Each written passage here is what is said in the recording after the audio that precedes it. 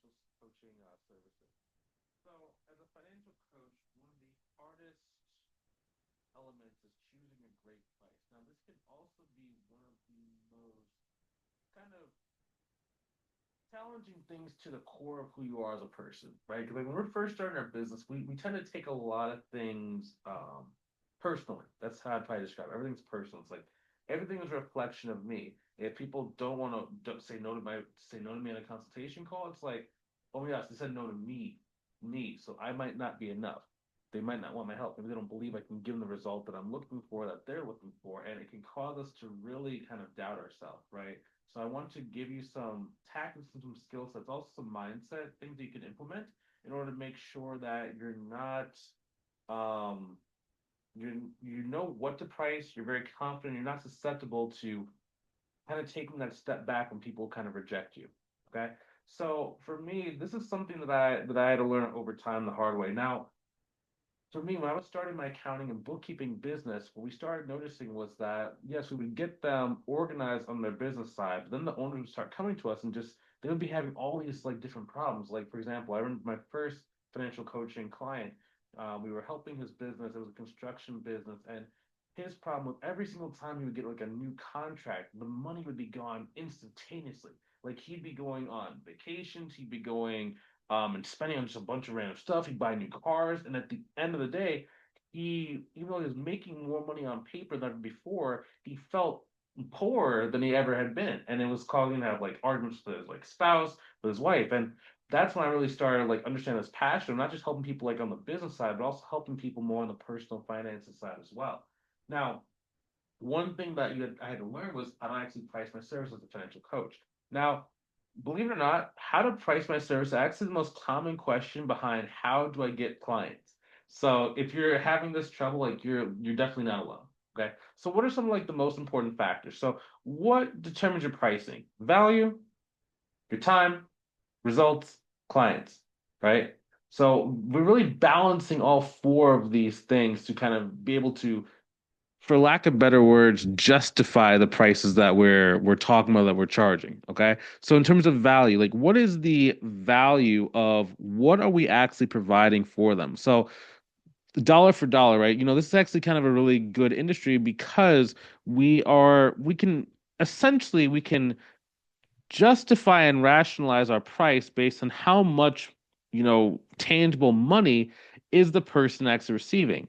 Now, there are also intangible benefits, which we can definitely talk about in a second, but at the bare minimum, there are tangible values. Okay, so let's say that you help someone basically save for a house. Okay, they before they had $0 in the bank account because they just had spending problems, they didn't make enough money, et cetera, et cetera. You give them some strategies, help them really start working with they're a banker. Maybe you start having them like build up some credit. Okay, cool. Then pretty soon they have anywhere between 100,000, maybe 200,000 saved up over the course of 1 to 3 years. Their credit is amazing, so now they can actually go and get this house. And now there's a tangible result. They actually have something physical. Okay, that's value. So then you can say, okay, so cool. So if I'm going to help you go and save $200,000, I want, 3,000, 5,000, 10,000, right? Because you can always do the math equation. You pay me 2,000, you just got $200,000 as a result, right? That's 100x return. And then you can start saying, well, where else are you going to get this, right? So you can kind of justify your price there.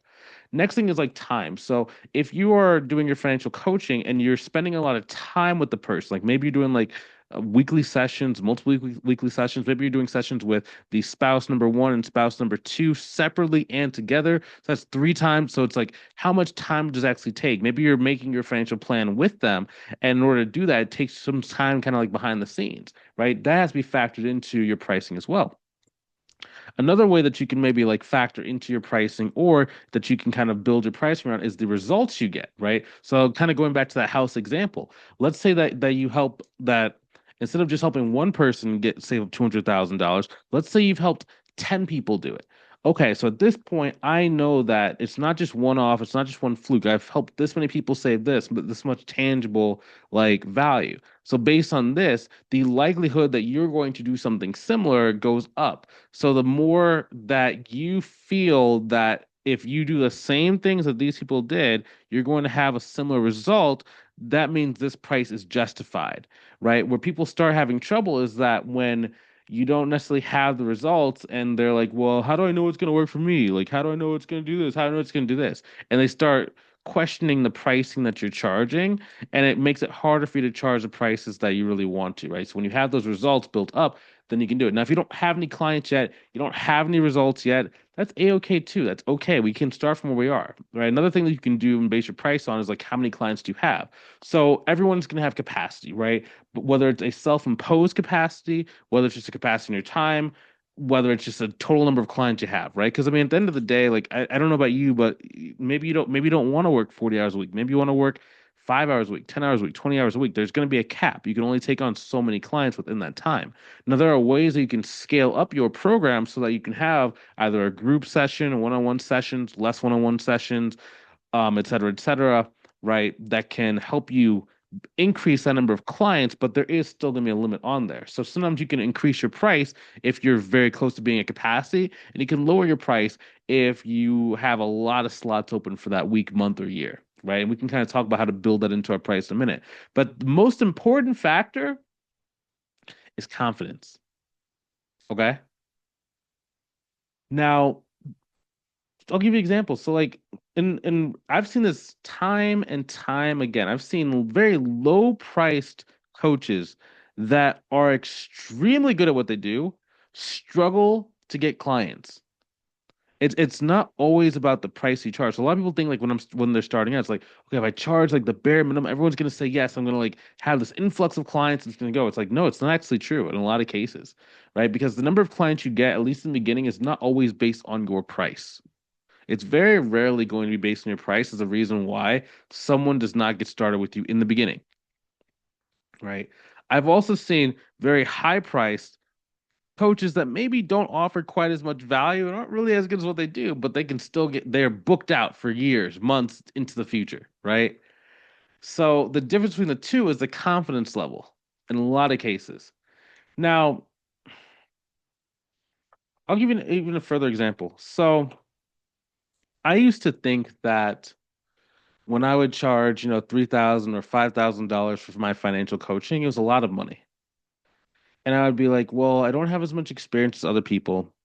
I think that the people I'm helping, they have like financial troubles right now, so they're not going to be able to afford to pay that. And what that would actually manifest was at the end of the consultation call, I would stutter over like my price. I'd be like, well, it's $3,000, but there's these different options we have available, and like blah blah blah. And I would very rarely. Sorry, I just dropped something. I can't go on without it. But I would rarely get people to actually pay the price I was asking for. And always be like a haggle, well, can we actually do like 50% of that? Or I don't want to pay that much money. Like, can you give me a discount? And it really was hard for me to get over the hump. But what started happening, I'm going to kind of like talk about like how to build your confidence through your price towards the middle of this video in a couple minutes.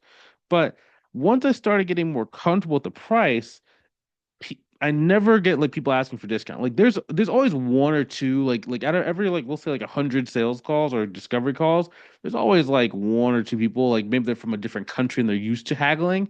But for the most part, when I say the price, people don't argue with the price at all, right? So let's kind of talk about something called value-based pricing. So, in terms of value-based pricing, how to really start looking at like what are you actually basically helping someone get and achieve in their life, right? So, step one, internal versus external results. So, for every action, there is an equal and opposite reaction. Now, in this kind of game, we can both help them from an external result and internal result. External results are kind of like those tangible, like we got them a new house, we eliminated their debt, we helped them save an extra $50,000 a year, right? Et cetera, et cetera. We helped them pay off their college loans, whatever. Those are external. Those are like physical, tangible things. However, there are internal results. We help them like not get divorced because they don't have money. They don't have money arguments anymore. We help them we helped their child maybe get out of like student debt. Like maybe they were both co-signed on the student debt and like they're both paying towards for the monthly thing, and it was really causing their child to have like stress and panic attacks because they could never afford it. Maybe we help someone after they lost their job learn how to make their money go a little bit further, and the peace of mind they have actually prevented them from having a heart attack, right? Maybe maybe you kind of get the point at this point, but there's like internal and external like results you can get someone. So I would write down a list of every single result that they could be had, both external and internal, as a result of doing your service and doing your coaching program. Number two, ask the impact on life and relationships. So an easy way to kind of look at that would be divorce. Let's say that a person got divorced, right? And then there's all the attorney fees, there's the court dates, there are the actual assets being divided, whether it's divided in 50-50 or not. Maybe they had a prenuptial agreement and like one person getting a huge amount. Maybe there's alimony that's involved. Like, what are all the costs? That's a very simple kind of aspect, right? Both from a monetary perspective as well as a personal kind of interpersonal relationship. Are they never going to be able to go on vacation because their debt is eating them alive, right? Write down like what is the impact of each one of those different things. And then number three, consider the ripple effect. So there's something called first order consequences and second order consequences. So every consequence is going to have a result and then something else that is affected after that, right? It's kind of like let's say that someone roll takes a snowball, throws a snowball at someone and it misses the person and starts rolling down a mountain, right? So it's gonna get pick up speed, pick up speed, pick up speed, and get bigger and bigger and bigger. Now that's a bad example, right? Because that could crush someone's car. People can get rolled over by it. That's really a like a negative example. However, in our line of work, we're able to provide a positive ripple effect. Maybe let's say you give someone a strategy to be able to go from maybe they owe like $130,000 in debt. You help them in the span of like a year and a half eliminate all that debt.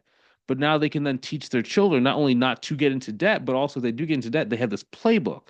And then maybe their children go and share it at their high school for all the other kids. And then maybe when the teacher at the high school hears about it, picks it up, and then they want to teach their curriculum for other schools, not only for this year of your child that your child's in and their friends, but the next year, the next year, the next year, and the next year. So pretty soon, you've actually created a plan, a strategy that can be actually taught as a curriculum that helps people get out of debt. That's basically what happened with like Dave Ramsey, actually, right? Where it's like he built something to get himself out of debt. He started sharing it with people. They started sharing with their children, and then instead of for him was mostly churches first, and then it was schools, I believe, second, right? But it's always a ripple effect, and you can build that into your pricing as well, right? And not just build into your pricing, but build it into your mental database of is the amount of money I'm charging worth it? And remember, a lot of the stuff that we're doing on this exercise, and I know it might be like, well, Bryce, like, why would I do this? It doesn't make any sense. Just tell me how to price my services. But a lot of this stuff is 50% what you're going to say to someone else, but it's 50% what you say to yourself. Because if I can say it to myself, I can say it to other people, right? And if I can convince myself and prove to myself that what I'm offering is worth it, other people will understand and will follow through as well. And that's just what's happened for me. I'm not sure. I'm pretty sure it's going to happen for you. We've mentored a lot of students, both in the accounting side as well as in the financial coaching side. So I'm sure it's going to work for you. Some examples of some ripple effects: the kids are happier, spouse is thriving, more donations to the churches, or they're able to volunteer more, right? And this is what makes your coaching priceless. Now, another way you can price out your services, and this is just in the beginning, is the bare minimum pricing. Now, I do not like the bare minimum pricing, but I want to give you an example just so you know like what's the least you can ever charge. Now, number one, you just take all of your business expenses, number one, and then what you're going to do is you're going to take a desired income. So, number one, you can do like your basically your business expenses. Let's say that you have like let's say you have Acuity, right? So my Acuity plan is like $55 a month. Let's say that you also have Zoom. Zoom will be like $15 a month, right? Let's say that you have like a website program like ClickFunnels, right? We'll say it's like 197, okay? So 197 plus 55 plus $15. 15. We'll just round up and say we'll say like $400, $400, okay? So that means that I need to make sure that I'm getting at least $400 to cover those business expenses per month. Okay. Now, if you only get one client, the bare minimum that you need to get from that one client is $400. Okay. That's bare minimum. Now, we're not going to charge bare minimum. Just bear with me for a little bit. I'm going to kind of show you what we're going to do with that in a minute. Another thing is you can actually add in your desired income as well, right? So, like, what is kind of the minimum expenses, right? So we said $400, and I know I need to make, let's say that I have to like, maybe you're married, right? And you have to go and support a certain amount of the bills, right? Or if you have a job, this is kind of irrelevant, but we'll just say for the sake of example, let's say you have to help your spouse pay $400 in bills for this month. Okay, so now you have 400 plus 400, that's $800 minimum wage to charge. All right, cool. And then what you can do is you can actually divide by the number of client hours that you have. So let's say that in your program, it's a 1 month program where you're basically going to meet with them once a week for a month. Okay, that's 4 sessions. So let's just say 4 sessions. You're doing weekly sessions, each lasting about an hour. All right, cool. That means that you have about 4 hours. Now, if I want to make sure that per hour I'm facing someone, I want to get a certain hourly rate. Like maybe I want to get, we'll say, let's say $100 per hour. Okay, so that's an extra 400 right there. So now we're at $1,200 already, right? So whatever I needed to make my desired income that I wanted to do, my business expenses plus my basic hourly rate for facing a person, right? And then basically right there, I know that I need to charge at least $1,200 per client, or at least I need to collect $1,200 per month. Okay. Now, in this, we can talk about payment plans a little later, but we're just going to assume that every person that signs up with you is going to pay you this amount of money. So that means in a year, you need 12 clients that pay $1,200. That's the bare minimum pricing style. So now what you have is you can actually take a look at the high end, which is like what is the value of all the stuff, the tangible and the intangible, the external and internal results we got. That's your high end, right? And then now we have the bare minimum. So then now what you can do is you can start going inside of the middle. Okay. So if you know that $1,200 is your minimum, okay, that's where we can start. Now here's one other thing too.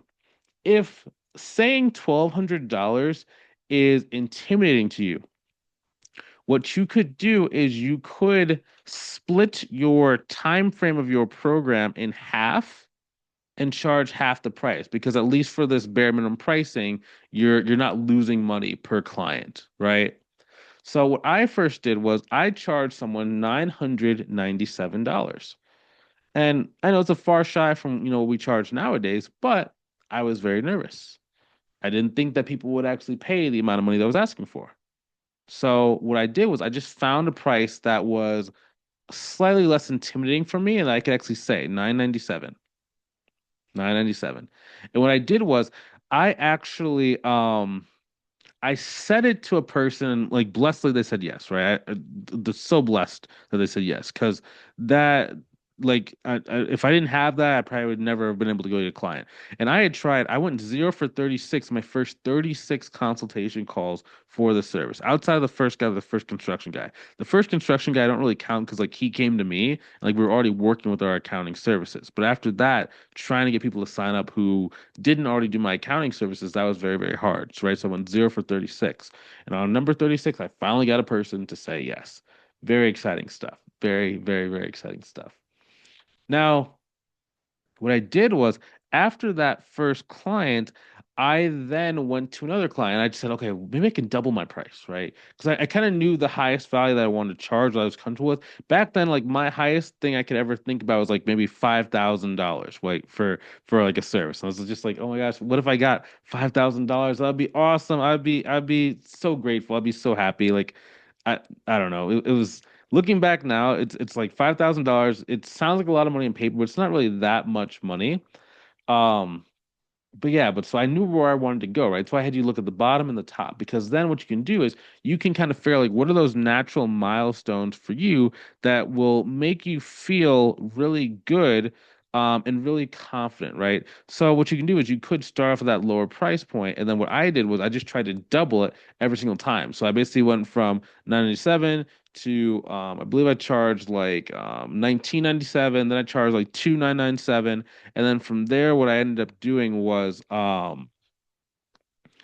stayed at $3,000 for like the first, I think like 10 clients. 10 clients is what I did, right? So this actually kind of moves to the next thing. You can actually increase your price at milestones. So let's say that you know that, okay, you want to get to $5,000. Let's say you do 5 clients at $1,000. Okay, after that, then you go and increase your price. And you go after you increase your price.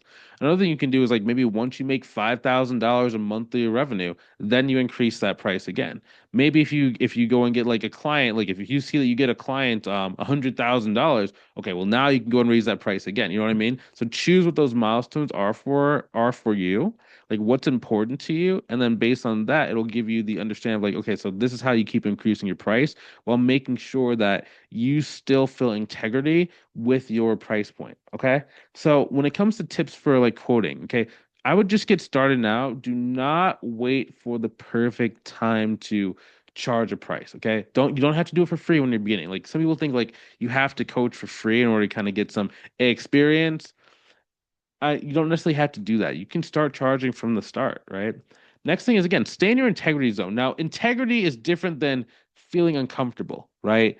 So when I'm thinking of feeling uncomfortable, like it would be uncomfortable for some people to charge money, but if you have, something that you've proven that works for you, if you are able to get someone a result, if you believe in your ability to figure things out, yes, it's uncomfortable, but you are in integrity with your what you're offering. The integrity should not come from the price you charge. The integrity should come from the offer that you are giving to people, right? Because the price and the package itself are slightly different. Now, if you feel that you're ripping people off, or if you feel that you're lying about like what you think you're going to be able to do for someone, okay, that's outside of integrity and that's something totally different. We'll have a different conversation. But many people, what happens, they actually just feel uncomfortable and they take that as like a sign that they should maybe not do it or do something different. That's not always the case, okay? And remember, every time that you're going to like do a consultation call, I would pull out that list you have the different ripple effects of like the people you're either helping or what your program can actually do for people, and just write that down as many times as you can and review that before your call because that'll build your confidence right then and there. Cool. Next thing, ideal clients matters. Okay. So I would actually tailor my pricing based on who I'm serving, right? So for my example, I had business owners. So mine was a high earning business owner, right? But maybe for you, maybe you're working with lower income people, right? So you have to maybe think about how this goes. Now, I actually learned this from a different industry, which was actually therapists. Now, therapists tend to have sliding scales. So they have like what the regular price is that they would prefer to get, but based on someone's income, they can change the price for that person to make sure that they're going to get a certain result. You can also make your pricing based on like being creative. So, for example, sometimes you can do a price based on you can do a deposit, and then once certain milestones have been reached, they can pay the remainder, right? I actually really enjoy doing that in a lot of cases because then you don't feel like you're turning people away from money and you're actually like earning what you're doing. Now, what you can do there is if you're going to do some kind of program where it's based on like amount of money saved or something that you're doing that has like a tangible result, I would actually make it like 10% or 20% whatever you're helping them get. I wouldn't have like $5,000 and then once you get to this milestone there, then it's like, okay, you pay the remainder of the 5,000. You can do that. That's the easiest. But if you know in your heart and from your experience that your clients can make like an extra $200,000, okay, getting 10% of that, 20% of that is amazing because then you just got $40,000 for one client.